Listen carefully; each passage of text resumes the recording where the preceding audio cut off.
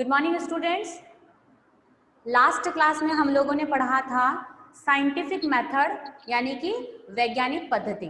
हमने पिछली क्लास में वैज्ञानिक पद्धति के बारे में जाना था कि वैज्ञानिक पद्धति क्या है और वैज्ञानिक पद्धति के अंतर्गत हम किस तरह से किसी भी घटना का अध्ययन करते हैं। क्लियर? मैंने आपको बताया था कि वैज्ञानिक पद्धति अपने आप में कोई विषय सामग्री नहीं है। वैज्ञानिक इसके आगे लगता है विज्ञान। ठीक है, इस शब्द के आगे क्या लगता है? विज्ञान। मतलब विज्ञान से रिलेटेड मैंने आपको बताया था कि विज्ञान शब्द लग गया है मतलब हर तरह की सभी प्रकार की जितनी भी ऐसे विषय या ऐसे सब्जेक्ट्स हैं जिसमें प्राणी विज्ञान आ गया, भौतिक विज्ञान आ गया, जीव विज्ञान आ गया, तो हम इन्हीं को विज्ञान समझते हैं। मतलब उसको एक विषय सामग्री के रूप में लेते हैं, जबकि ऐसा नहीं है। ठीक है, जब हम वैज्ञानिक पद्धति की बात करते हैं तो इसका मतलब ये है कि विज्ञान का तरीका, पद्धति का मतलब होता है तरीका। ठीक है, जब भी हम वैज्ञानिक पद्धति की बात करते हैं मतलब कि हम विज्ञान के तरीके की बात कर रहे हैं। अब ये विज्ञान का तरीका कहाँ काम में लेना है हमको? अध्ययन में। कहाँ काम में लेना है? अध्ययन में। ठीक है, तो हम इतना पढ़ चुके थे कि जब कोई भी विषय क्रमबद्ध और व्यवस्थित अध्ययन किसी भी घटना का करता है, व्यवस्थित तरीके से करता है, विशिष्ट पद्धतियों से करता है, तो वो जो तरीका होता है वो आपका वैज्ञानिक पद्धति या विज्ञान का तरीका कहलाता है। ठीक है, इसके कुछ तत्व मैंने आपको बताए थे कि अगर वो तत्व उस विषय ने अपने अध्ययन में सम्मिलित किए हैं मतलब कि उसने वैज्ञानिक या विज्ञान के तत्वों को सम्मिलित किया है, इसीलिए वो विषय या उस अध्ययन को वैज्ञानिक अध्ययन कहा जा सकता है। वो तत्व मैंने आपको पिछली बार लिखवाए थे, उसमें सबसे पहले आपको लिखवाया था अवलोकन, सामान्यीकरण, उस तथ्यों का वर्गीकरण, विश्लेषण, सारणीयन, ये सब विशेषताएं लिखवाई थी ना। ये जो तत्व थे वो सब आपके विज्ञान के तत्व थे। तो जिन भी विषयों में इन तत्वों की प्रधानता होती है उन्हें वैज्ञानिक कहा जा सकता है। ठीक है, अब हम बात करते हैं वैज्ञानिक पद्धति की। विज्ञान के तत्व हमने लिख लिए, अब हमें विज्ञान से आगे बढ़ना है। वैज्ञानिक पद्धति, तो हेडिंग में लिखना आप वैज्ञानिक पद्धति। नेक्स्ट हेडिंग लिखिए वैज्ञानिक पद्धति।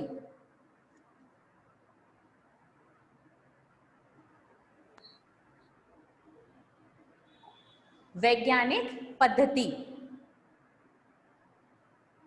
ठीक है, अब सीधे अर्थों में अगर आपको समझना है कि वैज्ञानिक पद्धति क्या है तो साधारण अर्थों में हम उसे ऐसे कहेंगे कि जब किसी भी समस्या या घटना का अध्ययन निष्पक्ष रहकर, तटस्थ रहकर, क्रमबद्ध और व्यवस्थित तरीके से किया जाता है तो वो वैज्ञानिक पद्धति कहलाती है। ठीक है, जब हमने जान लिया कि विज्ञान क्या है, विज्ञान किसे कहते हैं, विज्ञान के तत्व कौन से हैं, तो इसके आगे हम यही चलेंगे कि वैज्ञानिक पद्धति क्या है। यानी ये जो विज्ञान है वो किन तरीकों या किन पद्धतियों के साथ किसी भी समस्या का, किसी भी घटना का, किसी भी बात का अध्ययन करता है। लिख लीजिए इसमें साधारणतः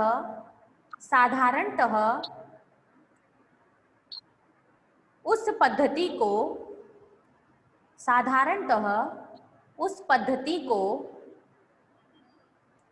वैज्ञानिक पद्धति कहा जाता है। वैज्ञानिक पद्धति कहा जाता है जिसमें अध्ययनकर्ता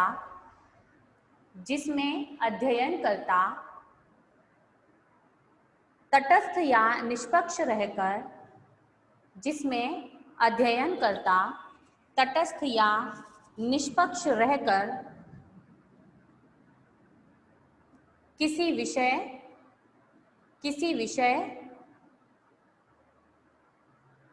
समस्या, किसी विषय समस्या या घटना का अध्ययन करता है। किसी विषय समस्या या घटना का अध्ययन करता है।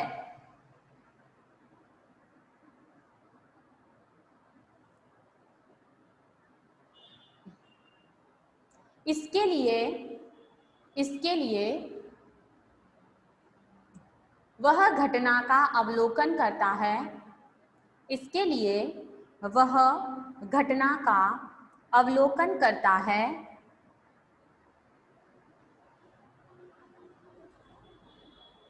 विभिन्न प्रविधियों से, इसके लिए वह घटना का अवलोकन करता है। विभिन्न प्रविधियों से तथ्यों का, विभिन्न प्रविधियों से तथ्यों का संकलन करता है, संकलन करता है।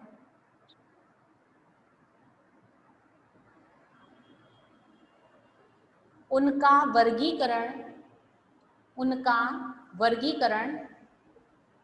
व सारणीयन करता है। उनका वर्गीकरण व सारणीयन करता है।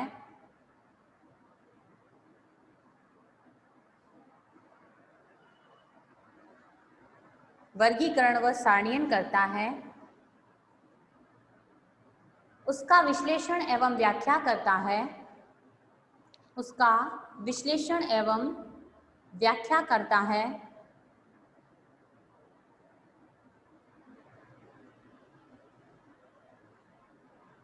कार्य कारण संबंधों का पता लगाता है।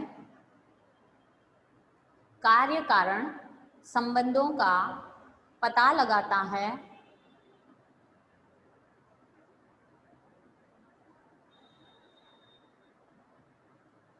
वैज्ञानिक निष्कर्ष निकालता है।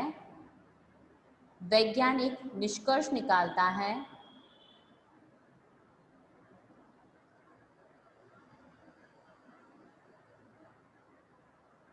तथा नियमों व सिद्धांतों का प्रतिपादन करता है। तथा नियमों व सिद्धांतों का प्रतिपादन करता है। नियमों व सिद्धांतों का प्रतिपादन करता है। क्लियर? आया समझ में?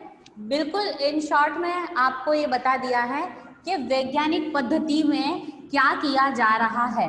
ठीक है, जब हम किसी भी घटना का वैज्ञानिक पद्धति से अध्ययन करते हैं तो सबसे पहली चीज आपने समस्या का चुनाव किया कि आपकी समस्या क्या है। समस्या चुन ली, उसके बाद आप क्या करेंगे, उस समस्या से संबंधित तथ्यों का संकलन करेंगे, मतलब इकट्ठा करेंगे, वो डेटा लेके आएंगे जिससे आपको पता चलता है कि ये घटना घटित हुई है। आप उस क्षेत्र में जाएंगे और उससे रिलेटेड जितनी जानकारी नॉलेज होगी उन तथ्यों का संकलन करेंगे। उसके बाद उन तथ्यों का वर्गीकरण और सारणीयन करेंगे। क्या करेंगे?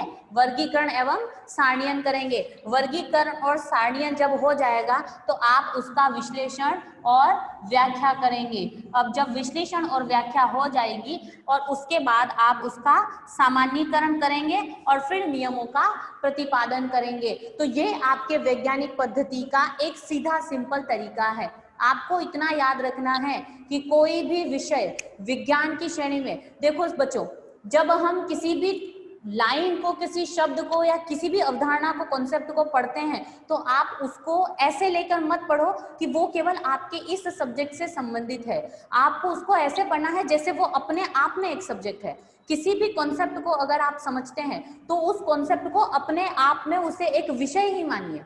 आपको ये लगना चाहिए कि हाँ ये एक पूरी किताब है और मुझे इस पूरी चीज को समझना है। वैसे ही जैसे हम वैज्ञानिक पद्धति के बारे में समझे तो वैज्ञानिक पद्धति अपने आप में बहुत विस्तृत है। अगर आपको लगता है कि आप 4 पेज में 2 पेज में वैज्ञानिक पद्धति को समझ सकते हैं तो यह गलत है। वैज्ञानिक पद्धति अपने आप में बहुत विस्तृत है, ठीक है, लेकिन सिर्फ हमें समझने के लिए, लिखने में तो आप अपने, अगर आप समझ जाते हैं तो आप अपने शब्दों में उसे अच्छे से लिख लेंगे। आप जितना चाहे लिख सकते हैं उसके ऊपर, ठीक है, लेकिन उसके लिए जरूरी है आपको अच्छे से समझ में आना चाहिए कि वैज्ञानिक पद्धति क्या है। इन सिंपल वे, वैज्ञानिक पद्धति एक तरीका है जो किसी भी समस्या या घटना का क्रमबद्ध और व्यवस्थित अध्ययन करता है। अब उस तरीके में होता क्या है, तो पहले समस्या का चुनाव होता है, फिर उससे संबंधित तथ्यों का संकलन होता है, उसके बाद हम तथ्यों का संकलन करके वर्गीकरण और सारणीयन करते हैं उन तथ्यों का, उसके बाद वर्गीकरण सारणीयन के बाद अपन उन तथ्यों का विश्लेषण और उसकी व्याख्या करते हैं, फिर सामान्यीकरण करने के बाद एक सामान्य नियम बनाते हैं और फिर किसी निष्कर्ष पर पहुंचते हैं या किसी सिद्धांत का निर्माण करते हैं। क्लियर? यह है आपकी वैज्ञानिक पद्धति। परिभाषा लिख लीजिए। वैज्ञानिक पद्धति को लेकर लुंडबर्ग महोदय ने एक परिभाषा दी है। लुंडबर्ग, इन्वर्टेड कॉमास में लिखना, वैज्ञानिक पद्धति की परिभाषा। लुंडबर्ग के अनुसार परिभाषा लिखना इन्वर्टेड कॉमास में। व्यापक अर्थ में वैज्ञानिक पद्धति, व्यापक अर्थ में वैज्ञानिक पद्धति तथ्यों के व्यवस्थित अवलोकन, तथ्यों के व्यवस्थित अवलोकन, वर्गीकरण, तथ्यों के व्यवस्थित अवलोकन, वर्गीकरण तथा व्याख्या से निर्मित है, तथा व्याख्या से निर्मित है। इन्वर्टेड कोमा क्लोज कर देना, व्याख्या से निर्मित है।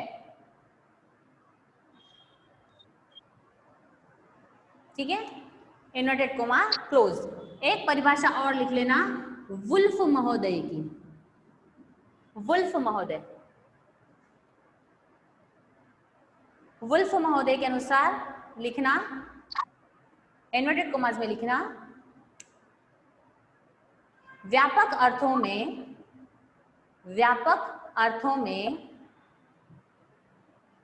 कोई भी अनुसंधान विधि, व्यापक अर्थों में कोई भी अनुसंधान विधि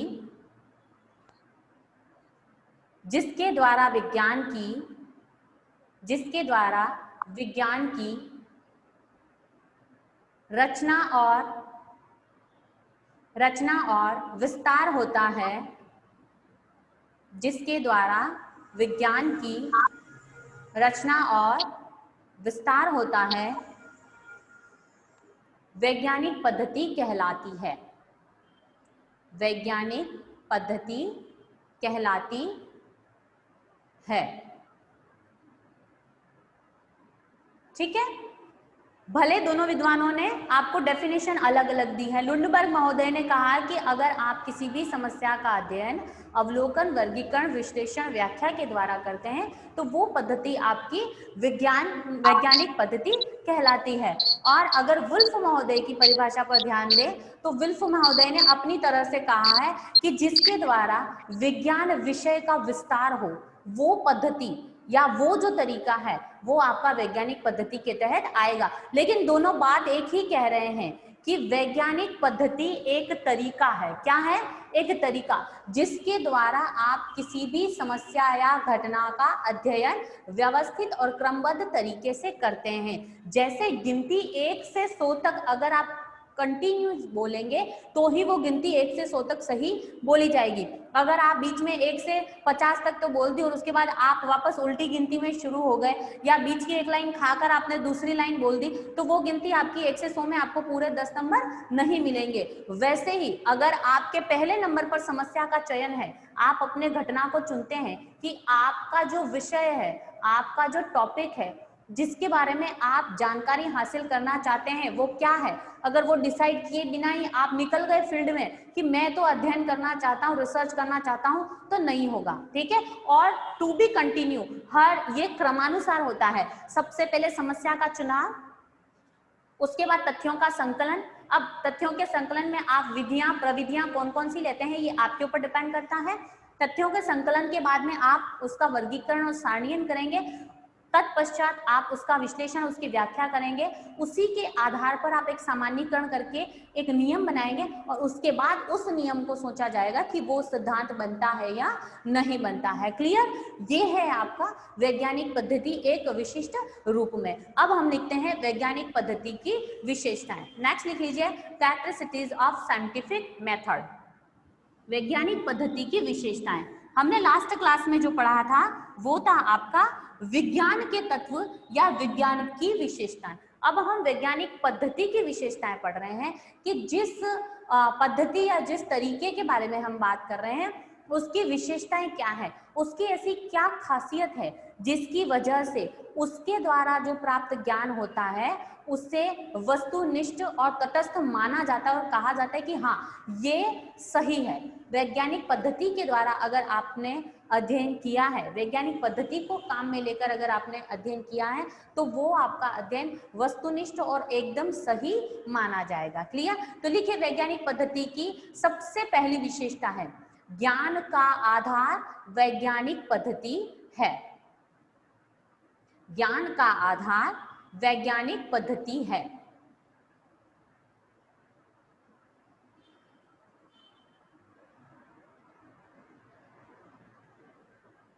ज्ञान का आधार वैज्ञानिक पद्धति है। ठीक है, वैज्ञानिक पद्धति की सबसे पहली विशेषता यह है कि वो किसका आधार है? ज्ञान का आधार। उदाहरण के रूप में अगर आपको कहा जाए कि आपके क्षेत्र में, आपकी कॉलोनी में या आपके एरिया में शिक्षित लोग कितने हैं और निरक्षर कितने हैं, इसके बारे में आप तथ्य लेकर आइए या जानकारी लेकर आइए, तो आपने ज्ञान प्राप्त करने के लिए वो कार्य किया है। ठीक है, आप जानकारी लेना चाहते हैं, उसके लिए आपने वैज्ञानिक पद्धति को काम में लिया। अब ऐसा तो है ही नहीं कि एक घर में बैठकर आपने 50 घरों की जानकारी ले ली कि ये 50 घर, इन 50 घरों में हर घर में एवरेज 5 लोग रहते हैं और वो 5 के 5 सभी के सभी शिक्षित हैं, बिल्कुल कोई भी निरक्षर नहीं है, ऐसा तो होगा नहीं। ठीक है, आप एक ही घर पर बैठकर अगर ऐसा अध्ययन करते हैं तो वो वैज्ञानिक अध्ययन नहीं कहा जाएगा। आपको लगता है कि मैडम ने प्रोजेक्ट दिया है, हमको किसी भी तरह से इस प्रोजेक्ट को पूरा करना है, तो केवल अपने घर पे बैठकर आपको लगता है कि हाँ आप आपकी कॉलोनी के बारे में सब कुछ जानते हैं और आप अपने घर पर बैठकर अपनी कॉलोनी की सारी जानकारी लिखकर ऐसे ही घर पर बैठ के ग्राफ बना के ले आएंगे कि मैडम टोटल पॉपुलेशन जो है मेरे गांव की या मेरे क्षेत्र की या मेरी कॉलोनी की वो इतनी है, उसमें से सारे के सारे लोग 100% लोग पढ़े लिखे हैं या शिक्षित हैं, तो वो वैज्ञानिक पद्धति के द्वारा प्राप्त ज्ञान नहीं माना जाएगा। क्लियर? जब आप वैज्ञानिक पद्धति को काम में लेते हैं मतलब आप अपने ज्ञान को बढ़ाना चाह रहे हैं, आप जिस भी घटना के बारे में अध्ययन कर रहे हैं उसके संबंध में अपने ज्ञान को बढ़ाना चाह रहे हैं, तो वैज्ञानिक पद्धति का जो पहला आधार या पहली विशेषता है वो है ज्ञान प्राप्त करना। आपके अंदर से भी आपको ये होना चाहिए कि नहीं, मैं सच में जानना चाहता हूँ कि मेरी कॉलोनी में कितने लोग शिक्षित हैं और कितने लोग अशिक्षित हैं। ठीक है, तो आप हर घर में जाएंगे और एवरेज आपने, जैसे मैंने आपको बताया कि हर घर में 5 लोग हैं, तो आप उनका एजुकेशन का डेटा पूरा देखेंगे और उसके बेस पर आप लिख के लाएंगे कि हर घर में कम से कम 3 लोग या 2 लोग तो शिक्षित हैं और बाकी के लोग कम पढ़े लिखे हैं या निरक्षर हैं। क्लियर? अगली विशेषता लिखिए अवलोकन द्वारा तथ्यों को एकत्रित किया जाता है। ये तो आपके विज्ञान की भी विशेषता है, तो जाहिर सी बात है वैज्ञानिक पद्धति की भी विशेषता होगी। अवलोकन द्वारा तथ्यों को एकत्रित किया जाता है।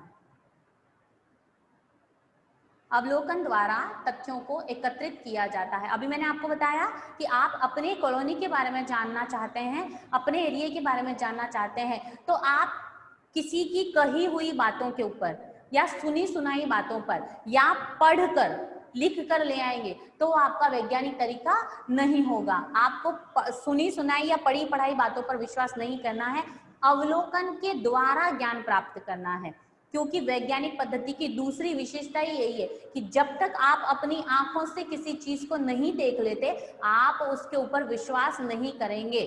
ठीक है, तो आपको हर घर में जाकर बाकायदा उनसे जानकारी लेनी है कि कौन कितना पढ़ा लिखा है और किसने कहाँ तक शिक्षा प्राप्त की है। तो जो तथ्य आप प्राप्त करके ला रहे हैं वो अवलोकन के द्वारा प्राप्त तथ्य हैं। क्लियर? नेक्स्ट लिखिए थर्ड पॉइंट, तथ्यों का वर्गीकरण एवं विश्लेषण किया जाता है।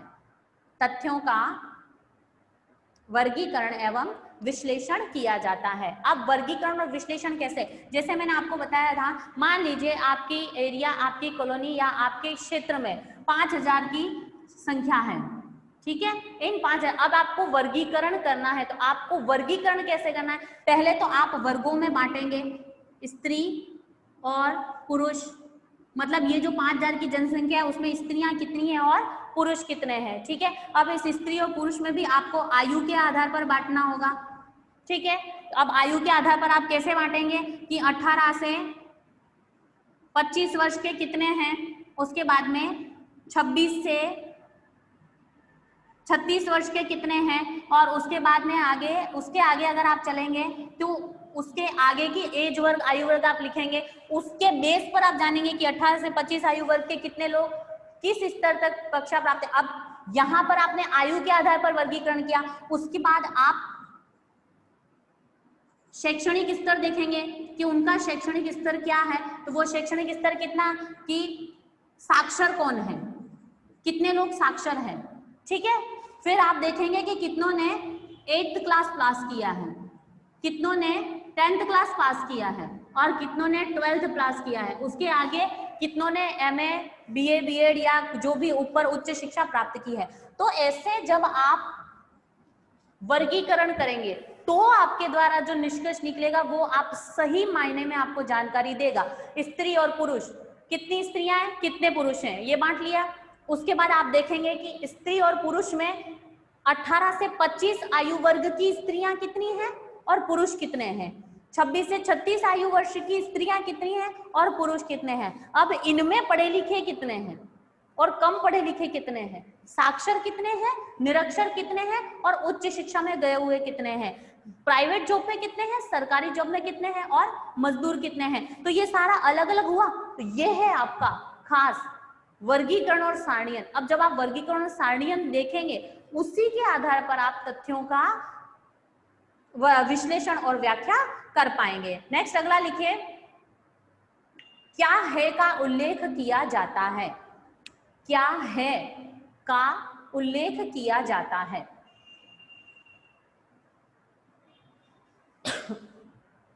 क्या है का उल्लेख किया जाता है।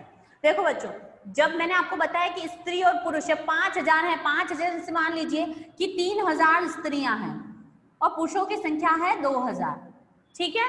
अब आपने वर्गीकरण और विश्लेषण के द्वारा जानकारी हासिल की कि 3000 में से 1500 स्त्रियां तो पढ़ी लिखी हैं, बाकी की पढ़ी लिखी नहीं है, और 2000 में से भी 1500 जो पुरुष हैं वो पढ़े हुए हैं और बाकी के पढ़े हुए नहीं है। अब इसका जो अनुपात है वो क्या निकलेगा, बताओ, स्त्रियां ज्यादा पढ़ी हुई हैं कि पुरुष ज्यादा पढ़े हुए हैं, ये बताइए, बताइए। अगर आपको एक निष्कर्ष निकालना चाहे कि इस एरिया या इस कॉलोनी में, मैंने आपको बता दिया कि यहाँ पर 3000 में से 1500 है और यहाँ पर 2000 में से 1500 पढ़े लिखे हैं, तो अगर अब आपको कहा जाए कि आपकी कॉलोनी में स्त्रियों की संख्या पढ़ाई में ज्यादा है, शिक्षित में ज्यादा है, या पुरुषों की संख्या शिक्षित में ज्यादा है, तो किसकी आएगी, किसकी आएगी।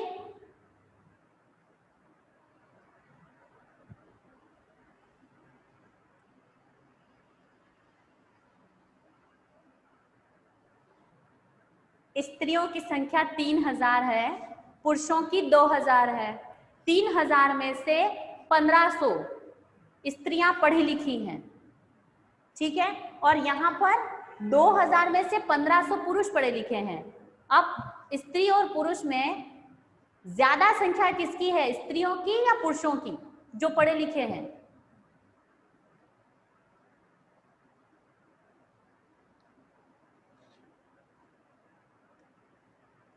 थोड़ी तो गणित सही कर लो। अरे भाई, स्त्रियां 3000 में से 1500, यानी अभी भी कितनी निरक्षर हैं, 1500 और, ठीक है, जबकि यहां पर कितने बाकी हैं, खाली 500। क्लियर। तो किसकी संख्या ज्यादा है, किसकी संख्या ज्यादा है, यस, बॉयज की संख्या ज्यादा है, ठीक है, पुरुष ज्यादा पढ़े लिखे हैं। तो अब आपके पास एक निष्कर्ष निकलेगा, इन आंकड़ों के द्वारा आपके पास निष्कर्ष निकलेगा कि हमारी कॉलोनी में स्त्रियों की अपेक्षा पुरुष अधिक शिक्षित हैं। अब अधिक शिक्षित का मतलब ये नहीं कि अधिक शिक्षा या कम शिक्षा वाले शिक्षित, मतलब संख्या में अधिक हैं। ठीक है, शिक्षितों की संख्या स्त्रियों की अपेक्षा पुरुषों में ज्यादा है। कैसे निकला? जब आपने वर्गीकरण किया। आप केवल डायरेक्ट ऐसे ऐसे ऐसे करके खाली शिक्षित अशिक्षित का निकालते हैं आंकड़ा तो नहीं निकलता। जो वैज्ञानिक तरीके से निकालने का तरीका है, वैज्ञानिक तरीके से जो निष्कर्ष निकालने का तरीका है वो ये है। आया समझ में? अब अगले पॉइंट की तरफ चलते हैं। मैंने आपको नेक्स्ट पॉइंट दिखाया था, क्या है का उल्लेख किया जाता है।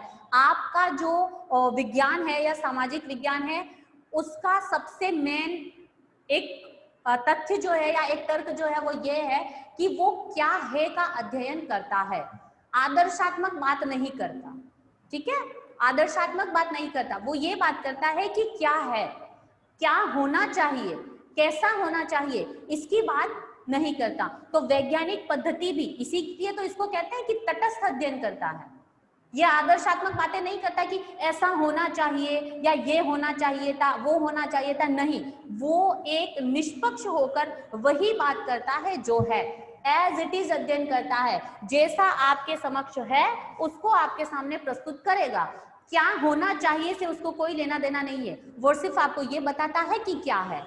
क्लियर? वो आपको ये बता रहा है कि स्त्रियों की संख्या शिक्षित में कितनी है और पुरुषों की संख्या शिक्षित में कितनी है। अब वो ये बात नहीं करेगा कि नहीं, स्त्रियों का अनुपात शिक्षा में बहुत कम है, स्त्रियों को पढ़ाया जाना चाहिए या ये करना चाहिए, पुरुषों की संख्या ज्यादा है, पुरुषों को और पढ़ाया जाए, ऐसी कोई बात नहीं करेगा। वैज्ञानिक पद्धति का सबसे अच्छा या एक ये कहें कि एक ऐसा सामान्य तथ्य ये है कि वो सिर्फ क्या है का अध्ययन करता है। अगली लाइन लिखिए, नेक्स्ट पॉइंट है, कार्य कारण संबंधों की विवेचना की जाती है। कार्य कारण संबंधों की विवेचना की जाती है।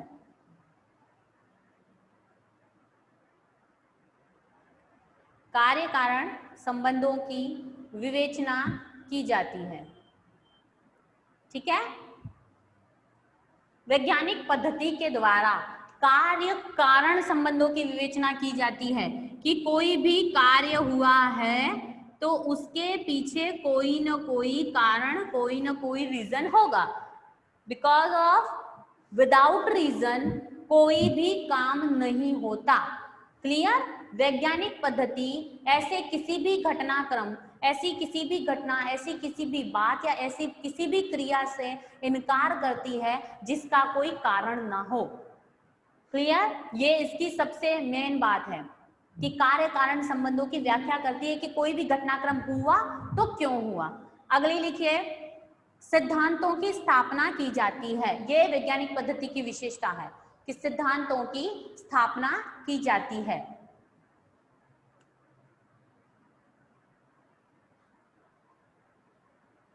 सिद्धांतों की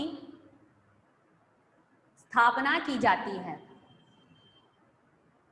ठीक है, जब वैज्ञानिक पद्धति के द्वारा कार्य कारण संबंधों की व्याख्या की गई कि कोई भी कार्य अगर हुआ है तो उसके पीछे रीजन क्या है, अगर वो आपको पता चल जाए तो आप सिद्धांत का निर्माण कर सकते हैं। क्लियर? जैसे एक छोटे से उदाहरण से हम आपको बताते हैं कि अगर आप सुबह से लेकर शाम तक खाना नहीं खाएंगे, एक दिन नहीं खाएंगे, 2 दिन नहीं खाएंगे, 3 दिन नहीं खाएंगे, 5 दिन नहीं खाएंगे, उसके बाद क्या होगा? उसके बाद क्या होगा? आप बीमार हो जाएंगे। ठीक है, और अगर उसकी जगह ये कहा जाए कि नहीं, ये तो इसीलिए बीमार हुआ है क्योंकि किसी की नजर लगी है, तो विज्ञान इस बात को इनकार करता है। क्यों? बीमार होने की कोई ना कोई वजह है, कोई ना कोई कारण है, कोई ना कोई रीजन है। वो कारण, आपका कार्य क्या है? बीमारी। आप बीमार क्यों हुए? क्योंकि आपने समय से खाना नहीं खाया जो आपके शरीर के लिए आवश्यक है। क्लियर? तो विदाउट रीजन कुछ भी नहीं होता, ये वैज्ञानिक पद्धति कहती है। और केवल वैज्ञानिक पद्धति नहीं, यह हर विज्ञान, हर विषय कहता है। क्लियर? नेक्स्ट लिखिए, सिद्धांतों की पुनर्परीक्षा संभव है। सिद्धांतों की पुनर्परीक्षा संभव है। जो सिद्धांत आपने बनाया अगर आप उसको अस्वीकार करते हैं तो आप उसकी पुनर्परीक्षा कर सकते हैं वैज्ञानिक पद्धति में। जैसे साइंस या विज्ञान कहता है हाइड्रोजन के 2 अणु और ऑक्सीजन का 1 अणु मिलकर क्या बनाते हैं, जल। H2O मिलकर क्या बनाते हैं, जल। अगर मैं या आप में से कोई ये कहता है कि मैं तो नहीं मानता कि H2O जल बनाता है, तो आप उसको कैसे प्रूफ करोगे, कैसे प्रूफ करोगे आप उसको? भाविक क्या हुआ, समझ में आ रहा है? हंसी बहुत आ रही तुझे? H2O, अगर हाथ में से कोई भी इस बात को अस्वीकार करता है कि H2O से जल नहीं बनता, तो हम कोई भी उसको प्रैक्टिकल करके बता सकते हैं। प्रयोगशाला में ले जाएंगे, हाइड्रोजन के 2 अणु, ऑक्सीजन का 1 अणु मिलाया और सारे केमिकल रिएक्शन करके आपको पता चल जाएगा ये देखिए जल बना। या फिर आप जल का अनुपात लेके या उससे पता लगा सकते हैं कि इस जल में क्या है, तो हाइड्रोजन के 2 अणु और ऑक्सीजन का 1 अणु है। क्लियर आया समझ में? तो सिद्धांतों की पुनर्परीक्षा, अगर आपको लगता है कि नहीं खाने से कुछ नहीं होता, मैं अगर नहीं भी खाऊंगा तो भी सही रह सकता हूं, तो आपकी गलतफहमी है। 1 महीने के बाद में वापस खाना बंद कर देना, 5 दिन मत खाना, वापस 6ठे दिन आप बीमार हो जाओगे। ठीक है, मतलब सिद्धांतों की पुनर्परीक्षा की जा सकती है। अगला लिखिए, सिद्धांत सार्वभौमिक हैं। सिद्धांत सार्वभौमिक हैं। सार्वभौमिक यानी कि यूनिवर्सल है। ऐसा नहीं है कि डूंगरपुर में जो सिद्धांत लागू हो रहा है वो सूरत में लागू नहीं होता। चीजों पर और बातों के ऊपर डिपेंड करता है कि आप किससे रिलेटेड सिद्धांत की बात कर रहे हैं। हाँ, अगर आप एनवायरनमेंट की बात करते हैं तो अलग अलग जगह पर हो सकते हैं, एनवायरनमेंट अलग अलग हो सकते हैं। लेकिन अगर आप स्वाभाविक चीजों की बात कर रहे हैं, नेचुरल चीजों की बात कर रहे हैं, तो वही कि सूरज जहां से उगता है वहीं से उगेगा। ऐसा नहीं कि यहाँ डूंगरपुर में अलग से उग रहा है और आपके गांव में अलग से उगेगा, नहीं। या H2 हाइड्रोजन के 2 अणु और ऑक्सीजन का 1 अणु डूंगरपुर में तो बन जाता है, इसके आगे कहीं जाएंगे तो नहीं बनेगा, ऐसा नहीं होता। ठीक है, अगर आप यहाँ पर रहकर बिना खाए बीमार होते हैं तो आप किसी और जगह पर भी बिना खाए बीमार होंगे ही होंगे। क्लियर? अगला लिखिए, भविष्यवाणी करने की क्षमता। भविष्यवाणी करने की क्षमता।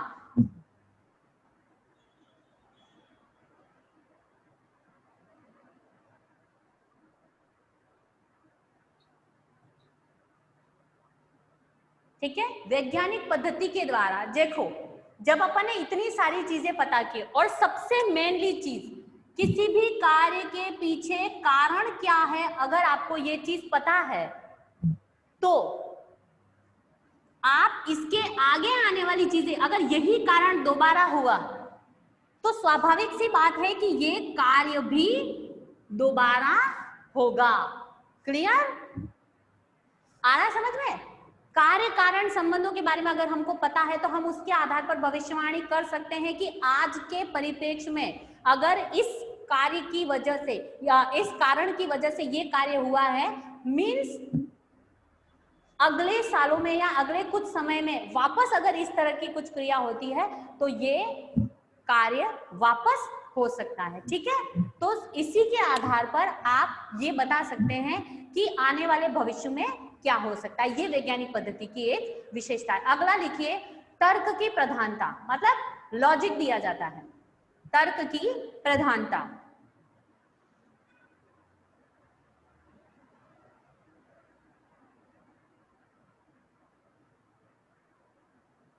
तर्क की प्रधानता। तर्क समझते हो? लॉजिक। किसी भी बात को लेकर अगर आपसे बहस की जाए, या मान लीजिए आपको किसी बात को लेकर 2 विरोधाभासी स्थितियां हो गई हैं।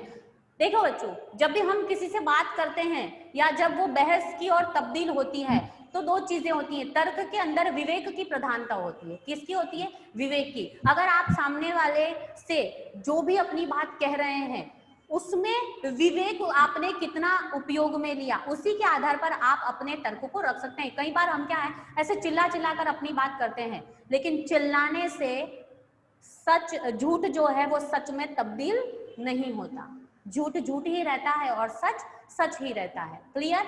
तो आप बात करते समय कितना विवेक का इस्तेमाल करते हैं, आप जितना विवेकी होंगे उतना ही आप अपने तर्क को अच्छे से प्रस्तुत कर पाओगे।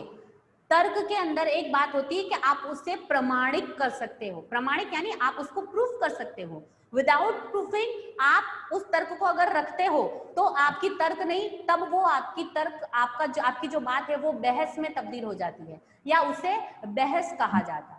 क्लियर? जब आप कोई भी बात करते हैं मीन्स कि आप उस बात को प्रूफ कीजिए। वैज्ञानिक पद्धति में अगर कोई भी सिद्धांत दिया गया है मतलब वो लॉजिक के बेस पर दिया गया है। किसके बेस पर दिया गया है? लॉजिक के बेस पर दिया गया है, तर्क के बेस पर दिया गया। ये जो तर्क है वो प्रमाणिक है, विवेक के आधार पर दिया गया है, प्रूफ किया गया है। क्लियर? तो वैज्ञानिक पद्धति के अंतर्गत अगर आपने कोई सिद्धांत का निर्माण किया है वैज्ञानिक पद्धति को काम में लेकर, तो उसमें तर्क की प्रधानता होगी। नेक्स्ट पॉइंट लिखिए, एंड लास्ट, वस्तुनिष्ठता पाई जाती है, ऑब्जेक्टिविटी होती है, वस्तुनिष्ठता पाई जाती है।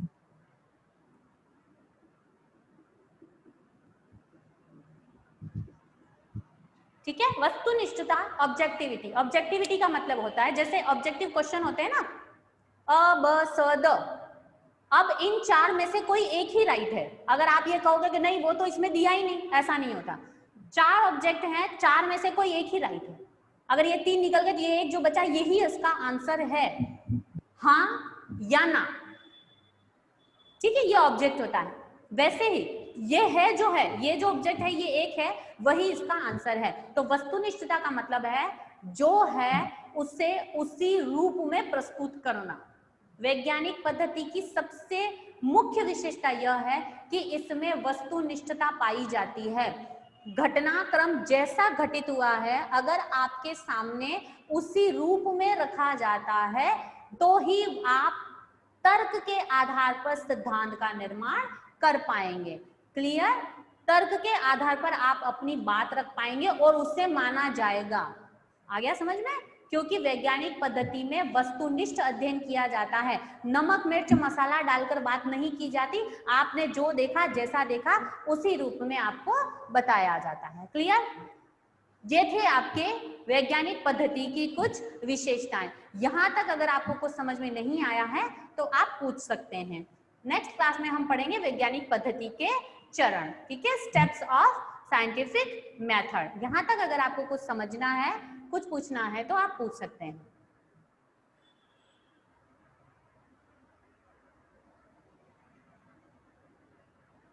समझ में आ गया सभी को?